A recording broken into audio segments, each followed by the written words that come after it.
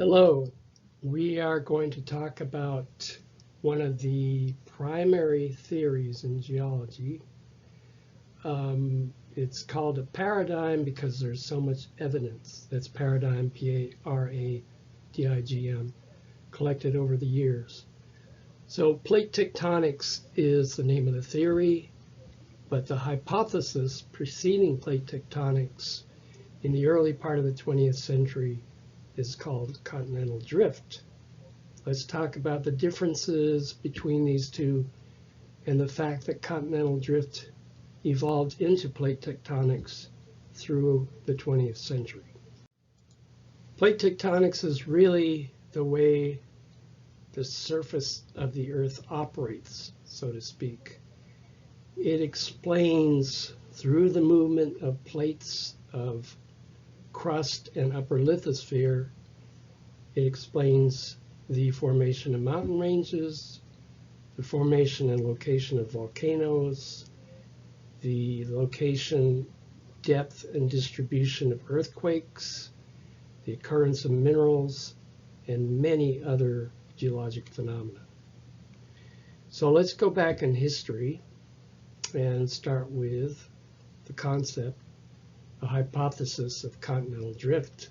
As you know, a hypothesis is sort of an idea, proposition put forward by a scientist with some evidence but no actual repeatable solid evidence, a theory which is stronger, is backed up by a lot of evidence repeated by many scientists over many different scenarios.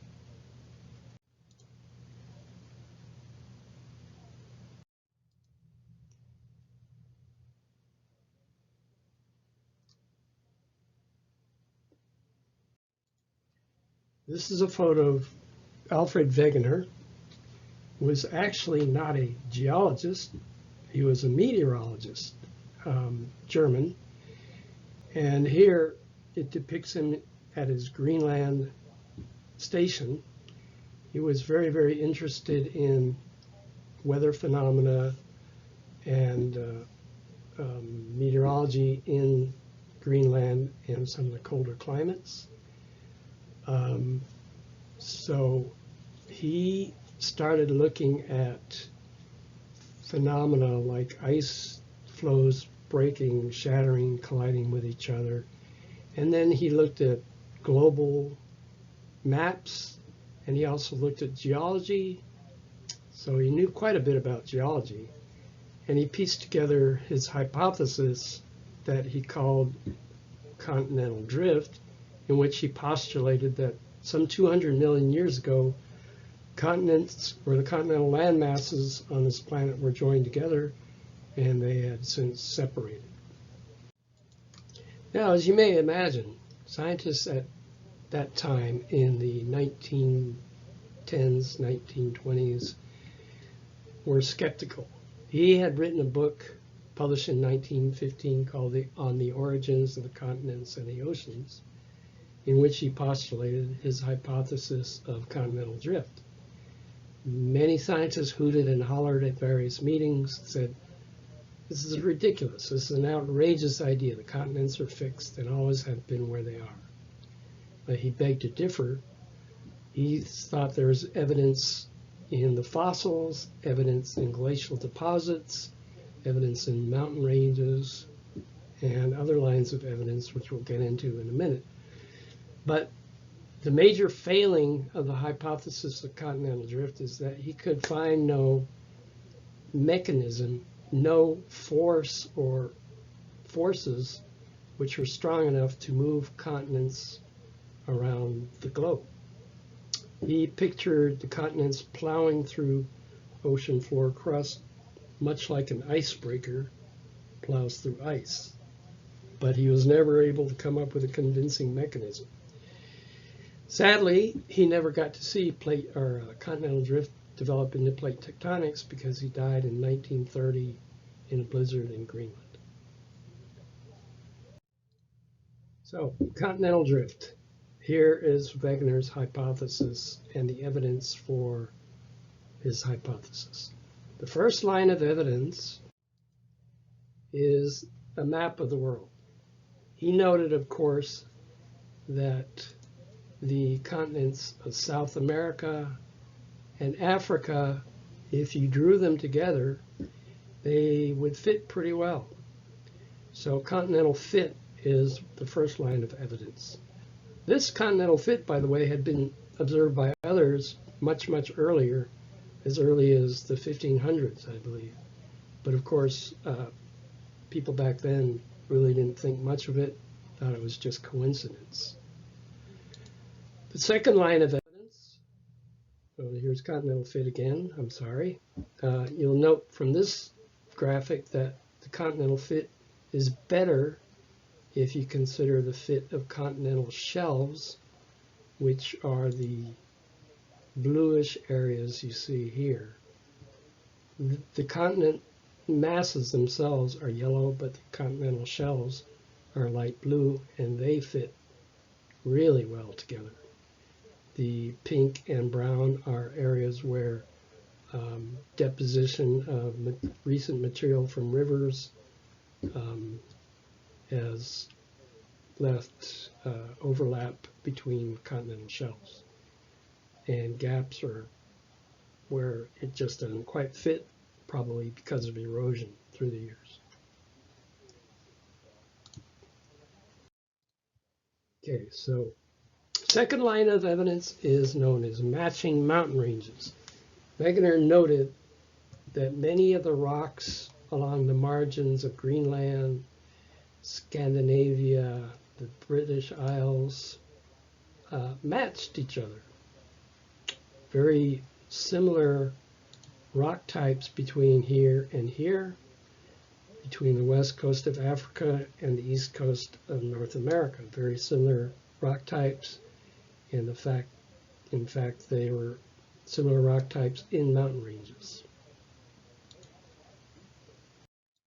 The next line of evidence is glacial deposits. So let's look at this map of the Earth as we know it today. These white areas are areas where glacial deposits exist, not modern day glacial deposits, but ancient glacial deposits. Let's think about that for a minute. Glacial deposits are left by glaciers. Glaciers are huge masses of ice that originate in cold climates at high elevations or in high latitudes, meaning closer to the poles. In order to get a glacier, you have to have a lot of cold, persistent cold year-round, and you have to have a lot of snowfall to develop glaciers. So if you look at this map and you say, well, the continents have always been where they are today, this doesn't make sense. Southern Africa, Central Africa is quite hot. So it doesn't make sense that glacial deposits would be left there today if the continents were in the same spot they are today. The same with Southern Australia, Southern Africa, Southern Australia, and the same with the subcontinent of India. But if you think like Wegener did and note that 200-300 years ago the continents fit together like this and we're closer to the poles, then that makes sense. This is near the South Pole, very cold climate, so it makes sense that glaciers would have developed and would have left glacial deposits. Next line of evidence is fossils. So this depicts a creature known as the Mesosaurus. It was a sort of an ancient lizard. It was a water creature. It swam in the water and chased after fish. So you go, okay, now I got you, Wegener.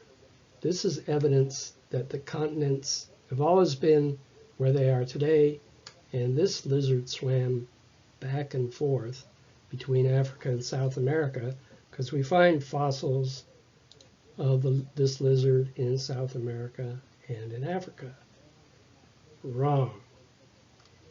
This lizard is only 18 inches long, so making that trek from Africa to South America or many thousands of miles is not realistic. And also, it's a freshwater creature. And as we know, the oceans are saltwater. So that blows that. Okay, so various other scenarios or hypotheses were proposed about how we get fossils of different animals on the same animals on different continents. Perhaps they rafted over, like this lonely possum hanging from a branch. Perhaps they took land bridges from continent to continent. We don't find much evidence of these so-called land bridges. Or they hopped from island to island across thousands of miles of ocean. Again, not too realistic. So the best answer that we have is that animals were separated eventually. You can see one dinosaur pining over another dinosaur. The poor dinosaur's heart is breaking as the continents or the continental masses or the tectonic plates gradually drift away from each other. So the best evidence we have for the separation of Africa and South America over the last couple 100 million years or so is the separation of tectonic plates through that time period.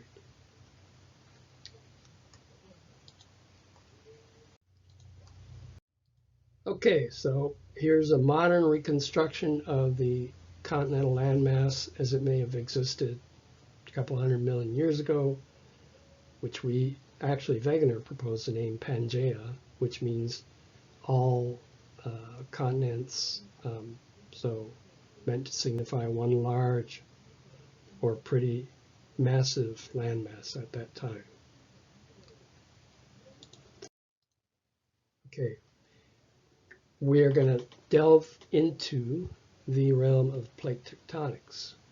Wegener proposed continental drift. He didn't have strong evidence for a mechanism. The mechanisms for continental drift becoming plate tectonics came to light starting pretty much during the Second World War and on through the 60s and beyond. During the Second World War, there was a lot of technology developed to look at the seafloor.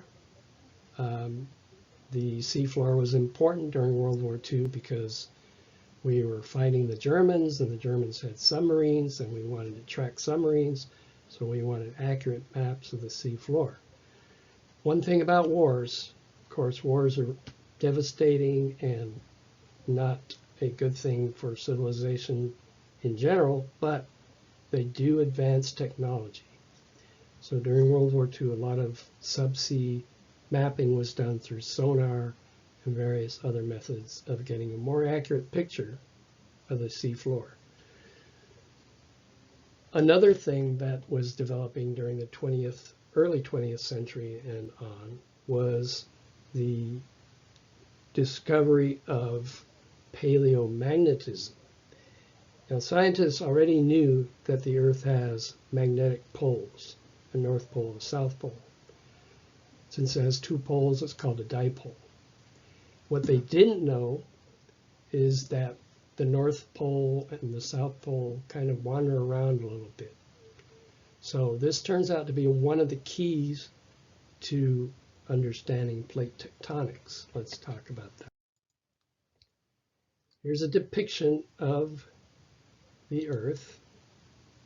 Here's the magnetic north, and here's the magnetic south. Now you'll note, for one thing, the geographic north is slightly different than the magnetic north. That plays into how we come to the conclusion that continents actually move from place to place through plate tectonics. So in the Earth's dipole, you'll see these lines are lines of magnetism. So they issue out from the South Pole, follow a curving path towards the North Pole. They dive into the North Pole. That's Earth's magnetic field. So remember, I just mentioned that the true geographical pole is different from the magnetic pole in terms of location. This leads to a useful property called declination. If you look at these lines, these are lines of magnetic declination. Along this line, which is labeled 0, there's no magnetic declination, because if you had a compass here along this line, it would point straight to the magnetic pole, which is along this line up at the top of the globe.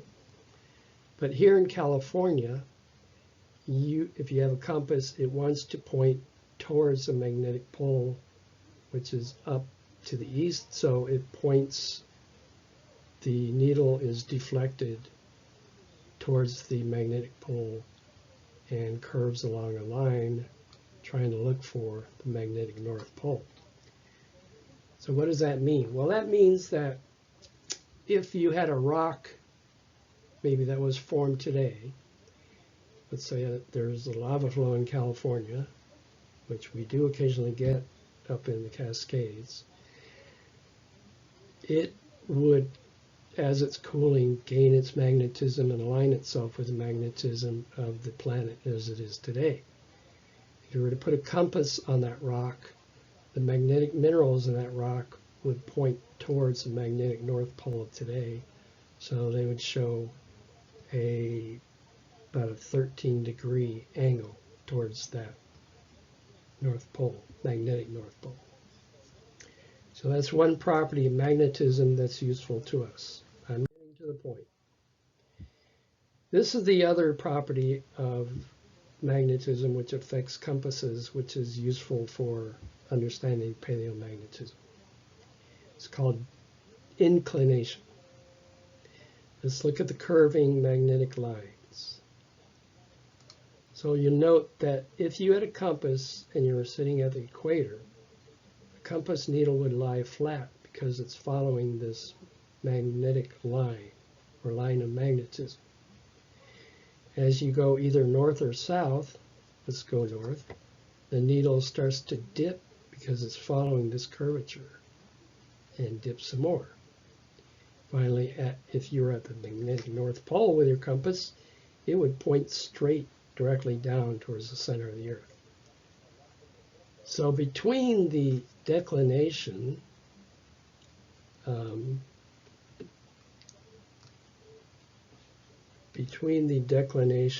the inclination, you could actually fix the location of where you are just based on those two properties.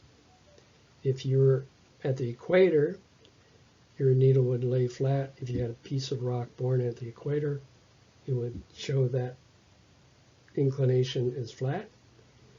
And depending on where you are relative to the North Pole with declination, it would fix that location as well. So what does that mean in terms of continental drift? Let's not worry about plate tectonics per se. Let's talk about continental drift once again.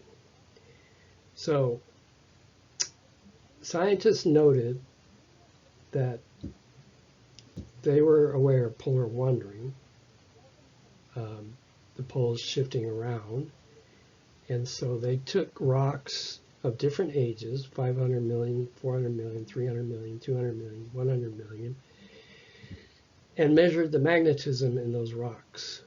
At 500 million years, it appears that the pole is over here, according to 500 million year rocks, because they measured the declination and the inclination and fixed the actual location of the rock somewhere here.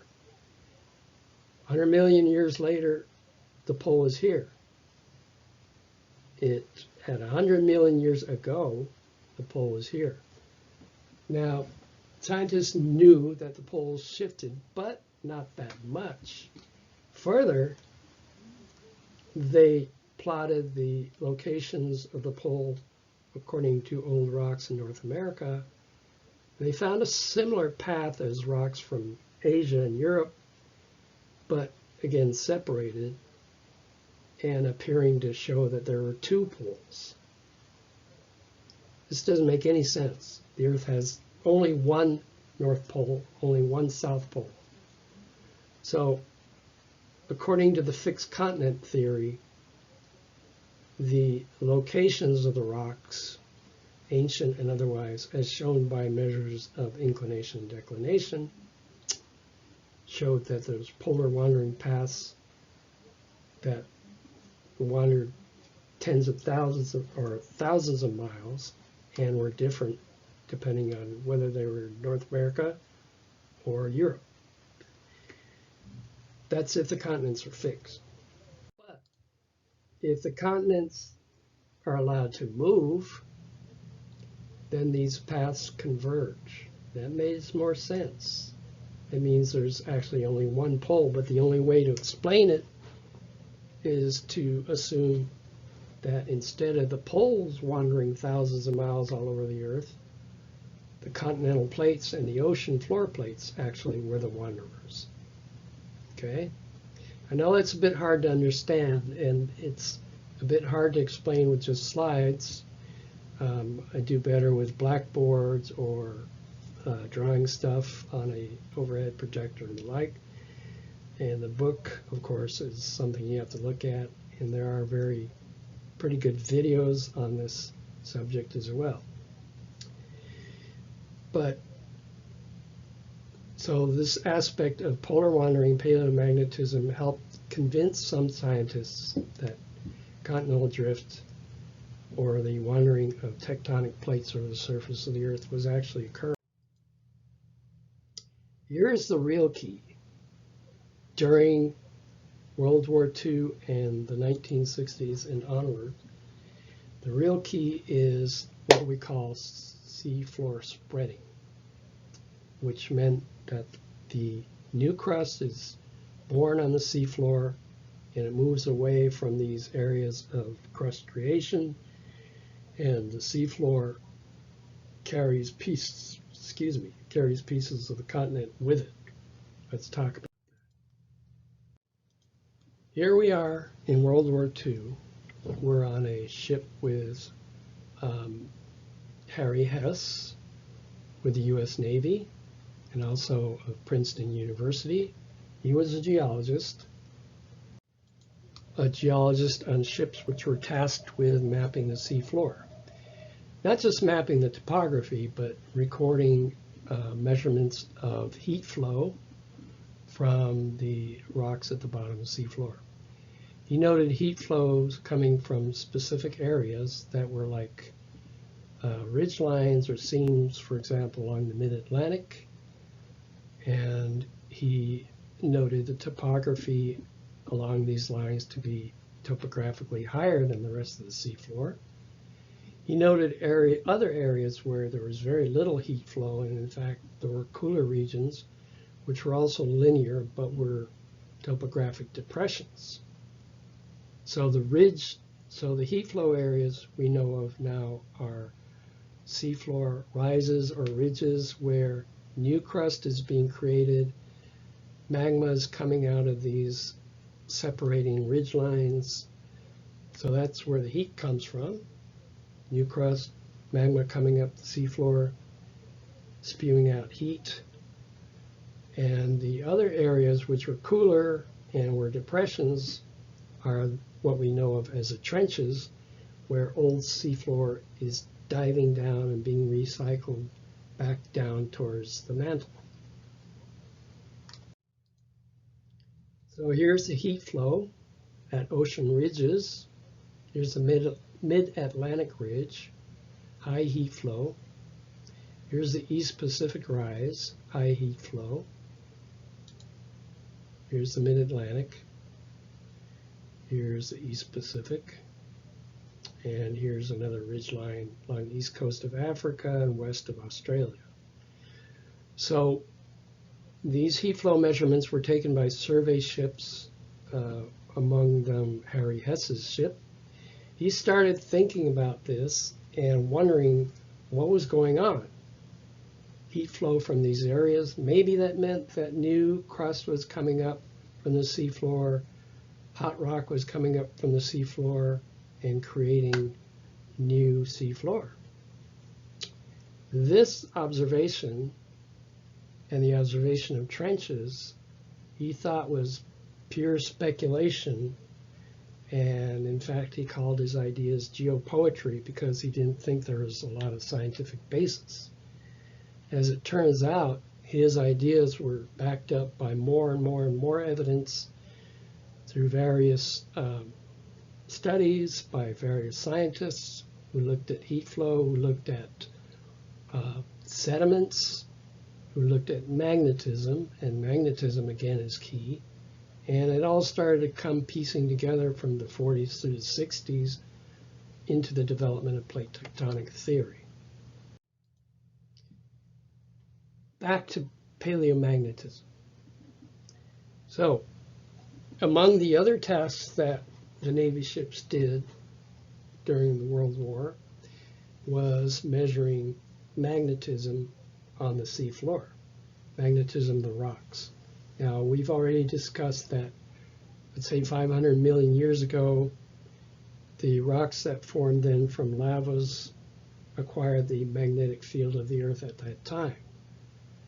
In other times, the magnetic field is different because not only do we know about the North Pole and the South Pole wandering a little bit around their axis, but we also know that the magnetic field of the Earth reversed itself, so that at times the North Pole as we know it today was actually the South Pole, and the South Pole was actually the North Pole. So that means those arrows showing lines of magnetism would reverse in direction. So scientists through the early part of the 20th century and on through the 20th century measured magnetism in as many rocks as they could find. The best rocks for this is actually igneous rocks because they are formed from magma, which has no magnetism when it's molten, but as it cools, and it's got a lot of iron minerals in it, which are magnetic prone, as it cools, it passes a certain threshold of temperature at which the magnetism locks these minerals to align with the magnetic field of the Earth at the time of cooling. So let's look at the past 4 million years. Past 4 million years, the Earth has gone through 1, 2, 3, 4, 5, 6, 7, 8, 9 polar reversals. Okay, normal and reverse. The white is normal, the way it is today, and the red is reverse. Okay, and scientists were able to get enough samples, plot the paleomagnetism in enough rocks to set up this chart to show that this period of polar normality, for example, was pretty short, 100,000 years maybe. This reverse polarity from about was almost 1 million years. Okay, so not only does the Earth's poles reverse, flip back and forth, but they're varying periods of time. This is actually useful. This means we can look at rocks of different age and get their magnetism. For example, the flows of a volcano, the oldest flows at 1.2 million years ago were normal, then reversed, and then normal again. Okay, so this, if you look at this property and you look at magnetic surveys of the seafloor, it shows you something interesting.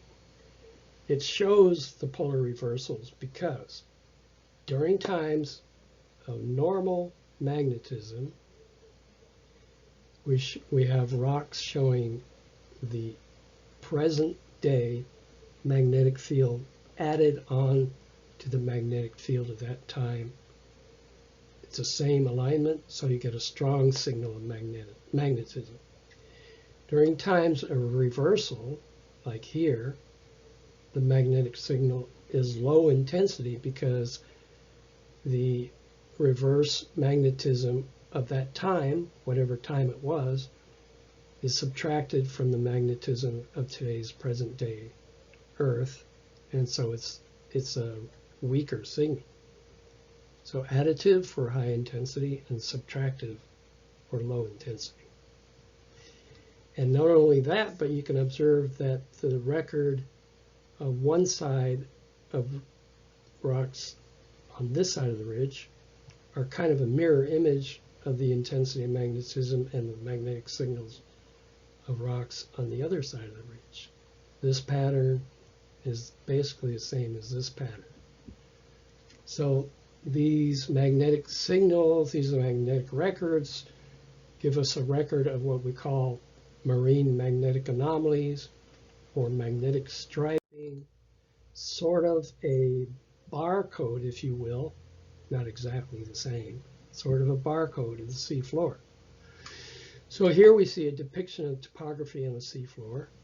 Here's the present day ridge where there's high heat flow and rock coming up, magmatic hot rock coming up.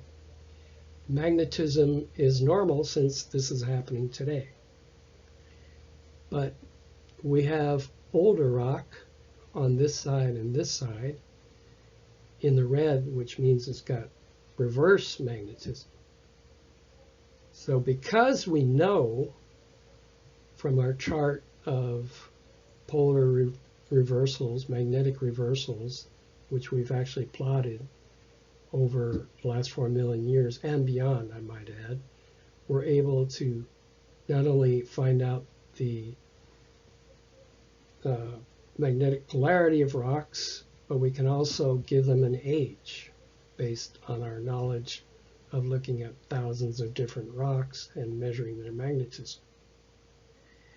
So this shows us in a capsule view, new rock comes up from the ridge.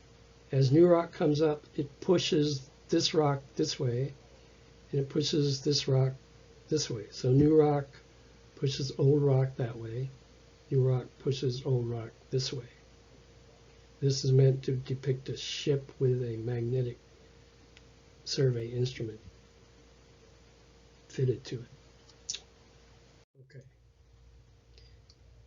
Here's a little longer view of periods of normal magnetism, periods of reverse magnetism. Normal is white, reverse is red, and it goes from present day, not too far in the past, farther in the past, and farther in the past, meaning this shows older and older rocks as you go from top to bottom. These are the oldest rocks. Another interesting feature is that the seafloor, and this again helps prove plate tectonics, the oldest seafloor rock that we found is around 180 million years old. Yet rocks on the continent are as old as 3+ billion years old. This means that seafloor rocks only get to be 180 million years old before they start being recycled in these trenches. So here's a depiction of that barcode of the seafloor. Here's the Juan de Fuca Ridge off the coast of the US, Washington and Oregon, and the striping pattern caused by polar magnetic reversals depicted or recorded on the seafloor. Okay, so that's the evidence that shows us continental drift evolving into plate tectonics, and the fact that paleomagnetism and various measurements we've taken of heat flow and seafloor cores and so forth have helped us bolster the theory of plate tectonics. Let's start looking at the structure of these plates and a review of the structure of the surface and near surface and deeper of the Earth itself. Lithosphere and mantle. Here's that familiar picture we've already seen. Let's look at this picture because we're focused more, not so much on the core, but more on the mantle, upper mantle, and crust. Here's the ocean crust, which is primarily basalt and is very dense. Here's the continental crust. Here's the lithosphere, which consists of a section of upper mantle plus the crust. So this lithosphere, which is can be about 60 miles thick or so, is what makes up a tectonic plate. Crust, continental crust, plus ocean crust, plus upper mantle. Primarily solid and brittle rock, relatively cooler rock. As we go deeper into the mantle, we hit the asthenosphere, which is hotter, much denser, and is hot rock, but it also has properties of mobility. Those specific conditions of heat, temperature, and pressure in those rocks allow it to move, which means that as it moves, it carries this raft, if you will, of lithosphere along with it. That's what we mean by the movement of a tectonic plate. As it moves away from the crust, it's moving on top of this asthenosphere. I'm sorry, as it moves away from the ridge, it's moving on top of the asthenosphere. So we know about tectonic plates. Now let's talk about the boundaries. The boundaries is where most of the action is.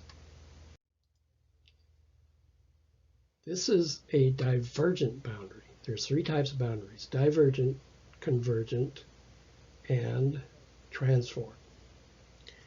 Here's the hot rock of the asthenosphere melting from various reasons, because water is being added to it, because pressure is decreasing, and the molten, less dense rock is rising to the surface, to the seafloor.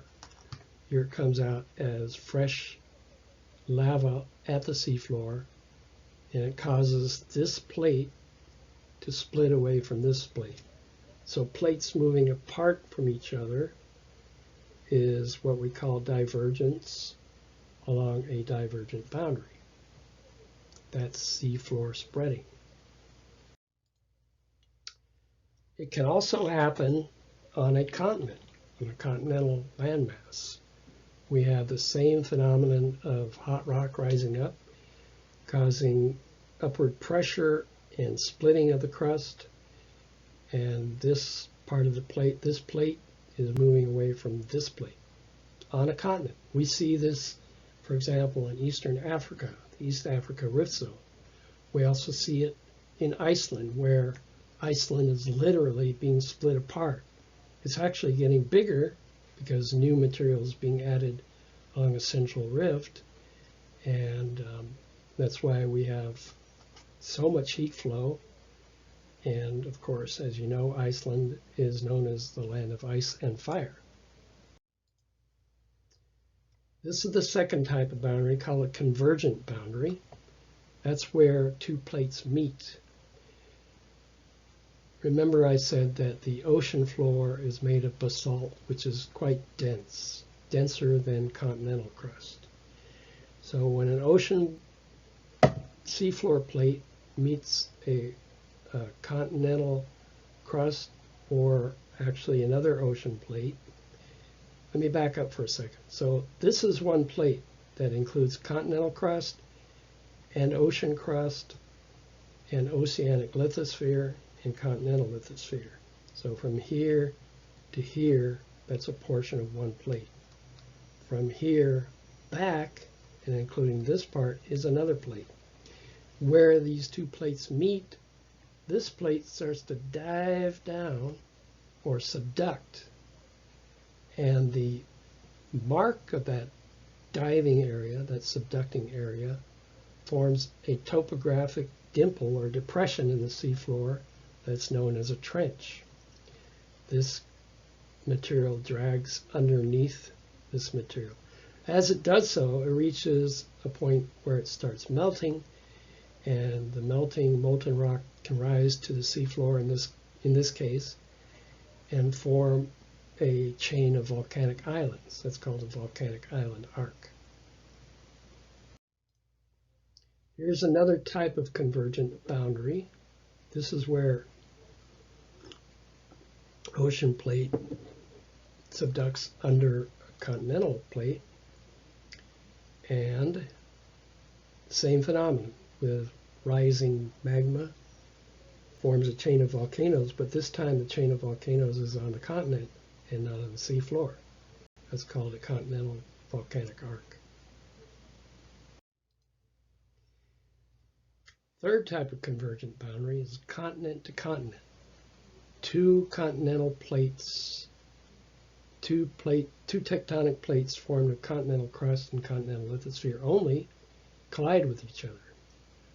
When they collide, this is a huge, immense scale, gigantic collision, but it's a slow motion train wreck.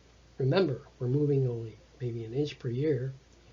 As these plates collide, they start stressing and deforming rock along the collision zone, so that there's a lot of up and down movement, a lot of faulting as blocks of rock slide up and down relative to each other. The general trend of motion as two continental plates collide is upwards. That forms a mountain range. So an example of a mountain range formed by collision is the Himalayan mountains or the Appalachian mountains. Okay. Transform boundaries are the third type of boundary. This is where there's some vertical movement, but most of the movement is sideways, if you will. So here's a depiction of the Mid-Atlantic Ridge, and you can see it's cut by various yellow lines here. Those are transform faults. So the little red pieces are pieces of rift where active crust is being created by rising magma, and the yellow pieces are actual faults where plates slide against each other. So if you look at this ridge segment and you look at this line here, this plate is going this way, and here another piece of ridge, this plate is going this way, so you get a relative motion going this way and this way. So this is an actual transform fault. Transform fault, there's thousands of transform faults on the seafloor. There's also transform faults on land. One of the most famous in the world, of course, is our own California San Andreas fault. Transform faults in the seafloor, again, the Pacific plate going this way, Juan de Fuca plate going this way, and we have a transform fault in between. Excuse me. And if you look at this map, you can see that this transform fault, Mendocino fault, actually comes onto land, becomes a San Andreas fault. This is a transform fault, also called strike slip, which means it's slipping along its trend. The fault itself trends roughly north-south, and it's slipping south on this side of the fault, slipping north on this side of the fault, relatively speaking. Okay, so we've talked about continental drift, we've talked about tectonic plates, talked about things moving every which way. This process is very dynamic, very large-scale system of movement, which has been going on for perhaps billions of years, which we think will continue on into the future. How long? Not sure. But as long as the Earth has a heat source and currents that can move plates one way or the other, plate tectonics will continue to operate. So I just mentioned the key to what makes plates move. It's the interior heat of the Earth. Let's look at this simple picture where we have a guy holding a pot over a campfire. Hopefully this isn't a bare metal handle, or else he's in trouble because he's not wearing a glove. So heat radiates out from this fire. It heats up the water in the pot, and as the water heats up, as you know, warm water is less dense, so it rises. As it rises towards the cooler air, it cools down, and then it sinks. It's heated up again, and it rises again. So what we have here is a circulation of fluid imposed by heat from below and cooling from above. Each little circulation portion that you see here is called a convection cell. Keep that in mind. The same kind of thing operates, we think, in the interior of the Earth. The core, or center, at the center of the Earth, of course, is the hottest part of the Earth, then the lower mantle, then the upper mantle. This is one model, one demonstration, one concept of how convection cells look, or maybe look, in the interior of the Earth. The heat source makes rocks rise as they heat up, and they circulate, and then as they cool, they sink. Heat rise, cool, sink. In the upper mantle, we have convection cells, rising heat, and sinking as they cool. You notice there's a heat source continuing to the bottom of the crust. So this is hot rock, and as the magma forces its way up through the seafloor, it separates this plate, part of the plate, to where it moves this way. And as the plate gets older and denser and cooler, at some point it's going to dive below the next plate over in this area. So here's a subduction zone, and here's a subducting plate. How deep these subducting plates go, we're not exactly sure, but some scientists believe they go hundreds of miles down into the mantle, and maybe there's pieces of subducted plate stuck in the hotter mantle down below. Okay? So there's two types of forces which are thought to drive plates near the surface, and that's ridge push.